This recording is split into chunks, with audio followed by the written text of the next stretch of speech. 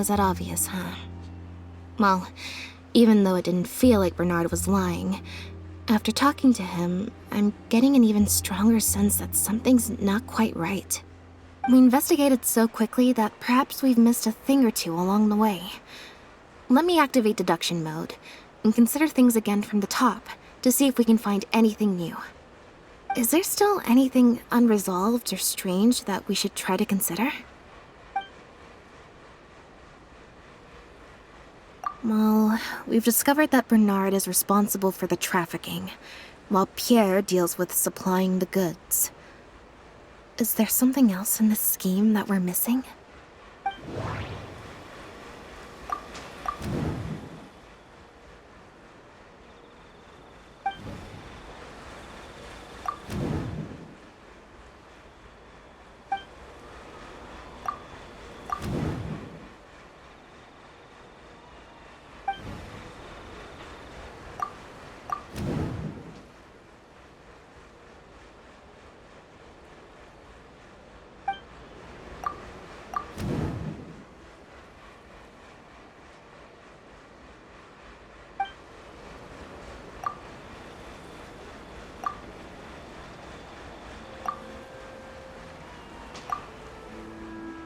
Yeah, according to Bernard, Pierre also supplied all of the goods.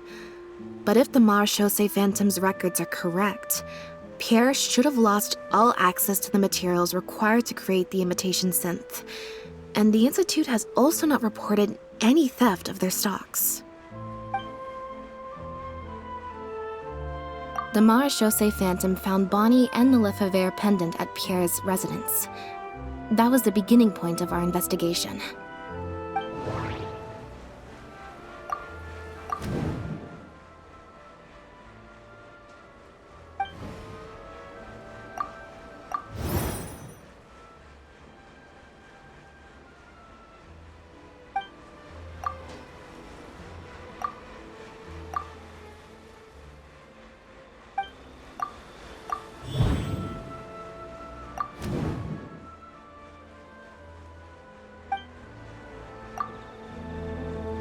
Why would he leave such an obvious trail for us to follow when he took so much care to not leave any traces of imitation synth in his home? Bernard claims to have received a letter last night from Pierre. In the letter, Pierre stated that he had gone into hiding. Is there something wrong with the letter?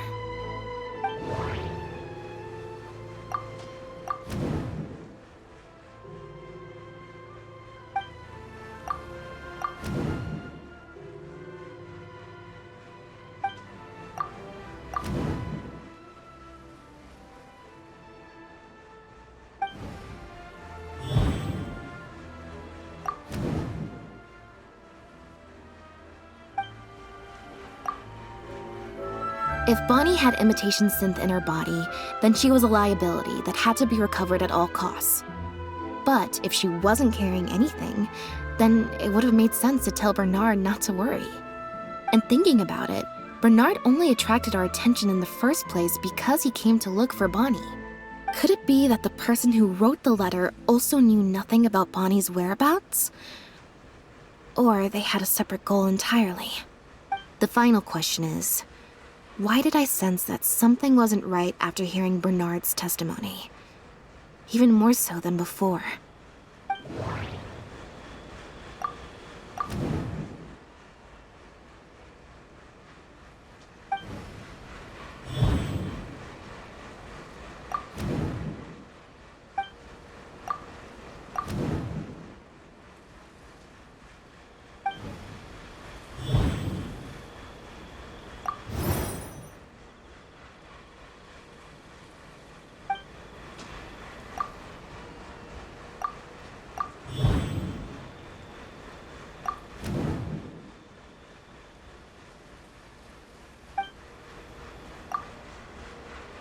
Deductive mode deactivated. I think we may be close to the actual answer.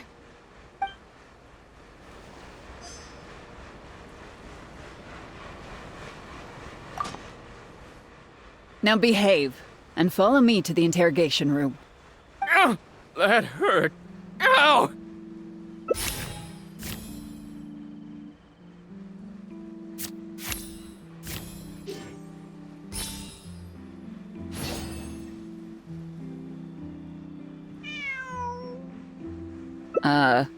Is there something else you need from me, Traveler? Huh? I see. It all makes sense now. Hey, what are you talking about? Look, even our confessed criminal here has no idea what you're saying. Because he has been kept in the dark all along. And I assume it's the same with Pierre.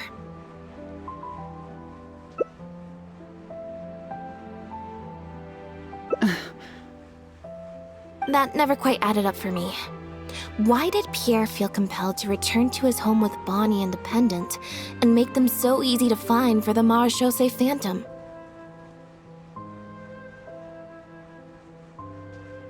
Both of these things are in stark contrast to his usual meticulous and vigilant behavior. There's only one reasonable explanation. He was following orders, just like Bernard. He probably received the following instructions right before the Phantom came knocking on his door. Bring the cat and the pendant, and our undercover agent will be sure to help you. Unbeknownst to him, however, the third person who wrote that letter to him had long decided to sacrifice him and Bernard to save themselves. What? You can't be serious. There was a third person involved? If you focus only on Bernard's testimony, it's easy to believe that only Bernard and Pierre were working together. The case appeared extremely simple. Bernard did the trafficking, Pierre the imitation synth production, drugging, and stuffing. Wait. But that doesn't make any sense. If that's the actual truth, then as soon as Pierre is caught, he'll explain his side of the story and the third person will... Yep, which is why the third person made sure that Pierre would never be found again. Once they had instructed Pierre to expose himself, the third person wrote to Pierre again, suggesting that everything had been taken care of, and he should take Bonnie and safely return to his base. Of course, Pierre's disappearance at such a sensitive time immediately made him a prime suspect. Knowing that Bonnie had last been seen with him, all the third person would have to do from that point on would be to lead the Phantom to investigate the Humane Society and get Bernard to confess the truth. Wait, so you're saying that the letter I received yesterday, the one that made me think Pierre was still alive, it was also sent by the third person? Is that what happened? I'll get back to headquarters right away and reinvestigate this case from the top. Chevra said that assumptions can be detrimental to solving a case. Someone among us, however, has been feeding us all kinds of preconceived notions ever since our first meeting. They suggested that Pierre's disappearance was an attempt to escape the judgment of the law, and that Pierre was a scion of the Lefebvre family. But if the disappearance is truly just a cover-up for a murder, then couldn't the true scion have been an illegitimate daughter, rather than an illegitimate son? Huh? Haven't you taken this joke a bit too far? You're right. I did let a lot of assumptions get to my head when I first started to talk to you about the case. I'll make sure to correct my behavior. You deliberately fed us lies, but even you could not control every last detail of your plan. There was a flaw in your scheme, and something didn't quite go as planned. Getting the Marechaussee Phantom to notice Pierre was only the first part of your plan. Had they failed to take notice of the Humane Society, they could have cast a wider net. And you couldn't predict what they might possibly find, if given enough time. This, of course, was the main weakness of your plan. As someone accustomed to acting from behind the scenes, you didn't want to take the risk of personally proposing a raid on the Humane Society. So, you thought about pulling a few more strings, so all the suspicion would point towards Bernard and his society.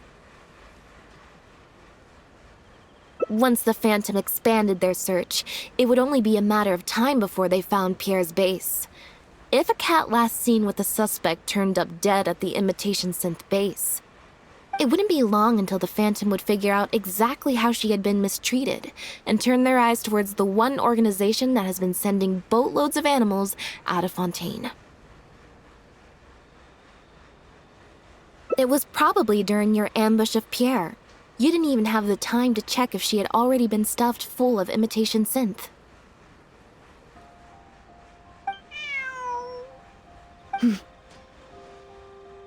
Still, you soon found another opportunity. Before long, Bonnie had made her way back into the city, and even popped up on the Steambird. Like Bernard, you desperately wanted to confirm the contents of her stomach, so you hurried to find us. Unlike Bernard, however, you were hoping that Pierre did have the time to make her swallow a load of imitation synth. While investigating the suspect's cat, we unexpectedly discovered that the suspect has been smuggling imitation synth using living animals as intermediaries. That was your plan, in any case. With that, you'd have been able to lead the investigation towards the Humane Society. Bonnie had managed to escape before Pierre was able to stuff her full of imitation synth. That part of your plan could no longer be carried out. But as shrewd as you were, you came up with another plan right away. You manipulated the Traveler and I to help you identify Bernard as a key suspect. You used the Lefebvre name as bait to get us to join your investigation. With 2 extra bodies around, the Special Patrol is sure to soon take note of the strange event of Bernard somehow having a reason to look for Pierre's cat. So, what you're saying is, I went to all that trouble just for the chance that you might put forth the suggestion that would lead you down the wrong path. Of course, you did far more than that. Just now at Lumiduce Harbor, were you not the person who highlighted the suspicious activities of the Society? Oh. You even highlighted the Society's activities during your compilation of the logs, so they'd be immediately visible to anyone examining the records. Moreover, the logs contained no records of the Port Authority's activities. In other words, your activities. And what are you trying to suggest with that? I am insinuating that you had plenty of opportunities to transfer the raw materials for imitation synth from the harbor to a boat, and then sail over to the meeting place full of floating barrels.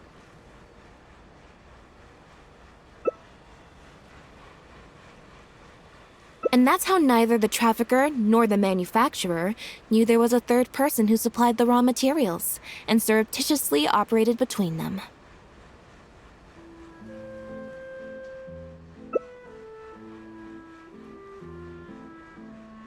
Pierre manufactured imitation synth using the raw materials you provided, stuffed the animals, and placed the animals back into the barrels. Having received the green light from you as Pierre, Bernard then retrieved his animals and shipped them out of Fontaine once he had received enough for a full batch. This is the truth behind your smuggling ring. I can't believe it. I never put 2 and 2 together. You've sure got an extremely lively imagination. So what do you think she's going to say next?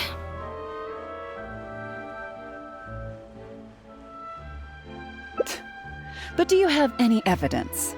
It appears that it's quite easy to predict what you'll think or say. Then if we apply that to this case, we can also think of a few places to look for incriminating evidence. You know very well that this case will not end until Pierre is found, so you will have him commit suicide out of fear and shame to end the investigation for good. That way, you can also pin the blame for the overseas smuggling activities, the theft of the harbor's confiscated raw materials, and even the Lefebvre name on him. After all, dead men tell no tales. But you still want it to appear as if he had sent that last letter to Bernard, so you have to make sure he cannot be found until after Bernard has confessed to the authorities. To do that, you either will hide his body until you've found an appropriate time to set up a fake suicide scene, Or you'll dump it someplace where it'll be hard to determine the exact time of death. Submerged in water, for instance. The location would ideally allow you to keep the body hidden for some time while also letting you keep an eye on it.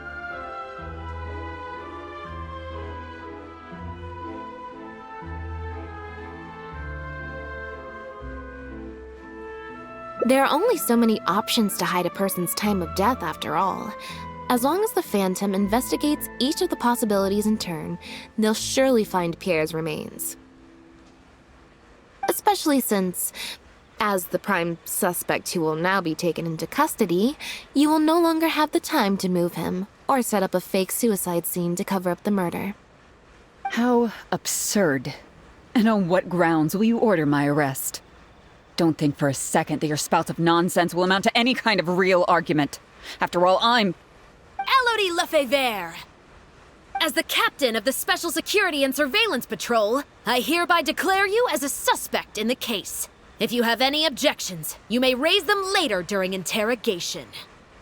That's right. We received a message from Lumiduce Harbor that you were going to investigate the Humane Society.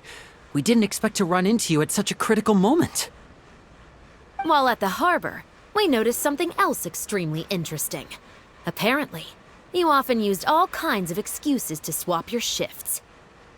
And if one were to match the times of your shifts to the activities of the Humane Society and those of certain foreign ships, they'd find them to be an exact match. That's just a coincidence. Yes, I'm sure you have already thought of a dozen different ways to explain away the suspicious activities, but as far as evidence goes, that should be enough to warrant taking you into custody. Don't worry. If it turns out that the guards are still unable to find any evidence after all this, Lynette and I will do everything in our power to clear your name.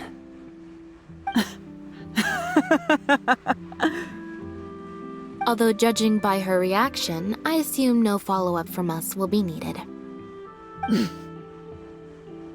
The Lefebvres were infamous for using disguise and infiltration to achieve their goals.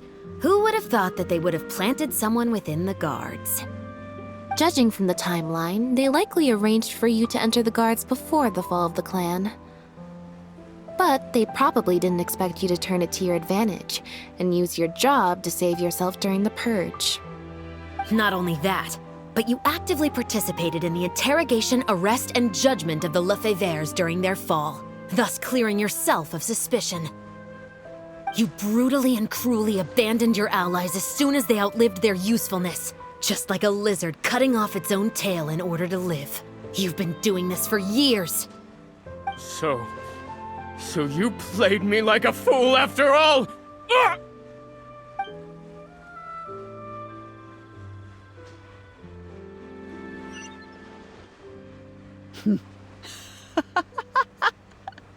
What was that word you used? Ally? You think that someone as foolish as him is worthy to call himself my ally? They were worthless scum, all of them. Not just Bernard and Pierre, but those Lefebvres too. They always just saw me as a tool. I lost all my chances of a normal life just because I was born into their lot.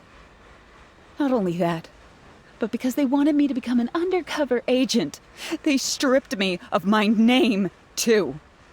I had to live in constant fear of them while they were alive. And even once they were gone, I had to continue to bury my heritage and my name. Always worrying that their enemies would come knocking at the door. Do you know anything about what I've been through over all these years? My life as the last Lefebvre?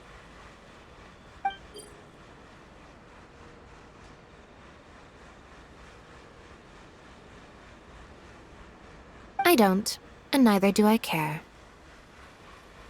Are you for real? Aren't you a Lefebvre victim too? Elodie, you're the only one still living under the shadow of a name. That's enough. Keep your hands where I can see them and do not resist arrest.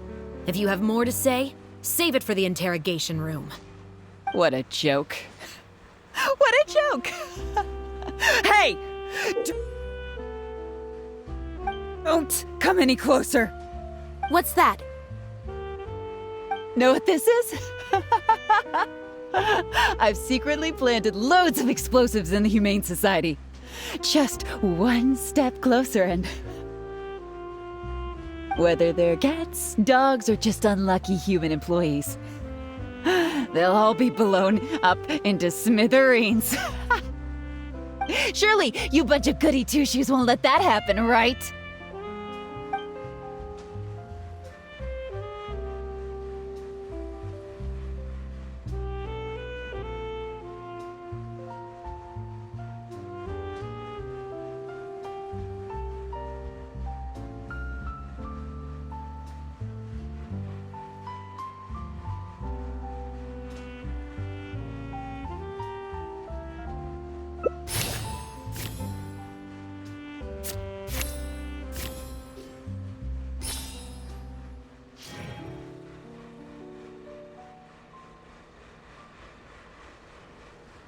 That's enough! I have nothing left to say to any of you! Gardamex, get him! Not good. She's trying to escape. We need to end this fight as soon as possible.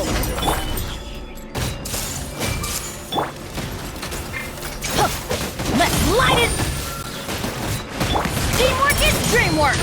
This is order.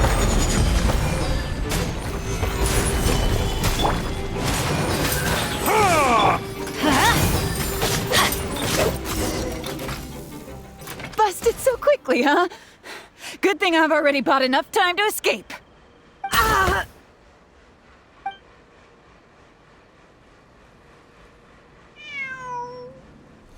Phew. So I was right after all.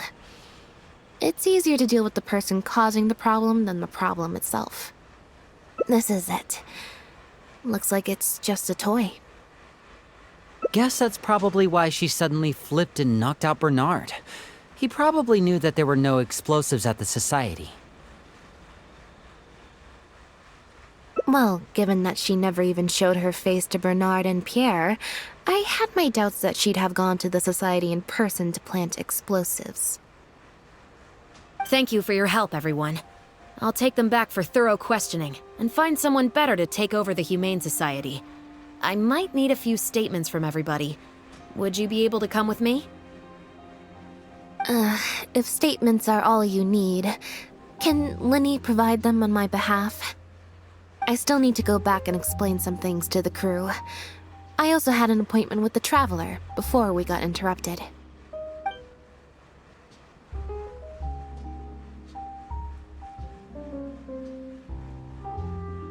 Ah, so you do remember. Yes, I invited you to come over to our place. Once I'm done talking with the troupe, I'll make a nice cup of tea and bring Bonnie to wait for you outside of my door.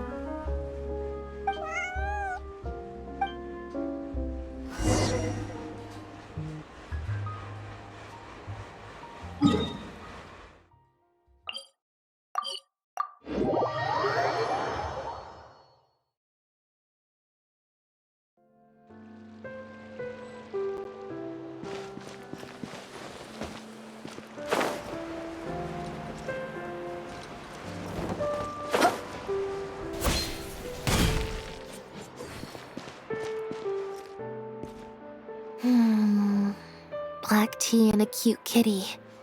Truly the best combo for standby mode. Want some? Mm-hmm. I hope you'll like it. Not at all.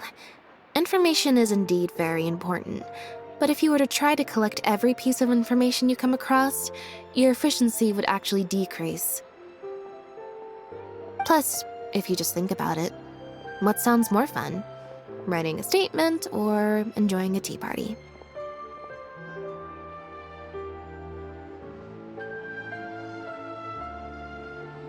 Great answer. That'd be my pick too. Had we not run into that case, we could have spent the entire day like this. But now I'm running low on both time and energy. You're right. I can sense it. I'm recharging very quickly at the moment. Something about her rubbed me the wrong way since the very beginning. But to be more precise, it was probably around the time when I saw Bonnie try to get away from her.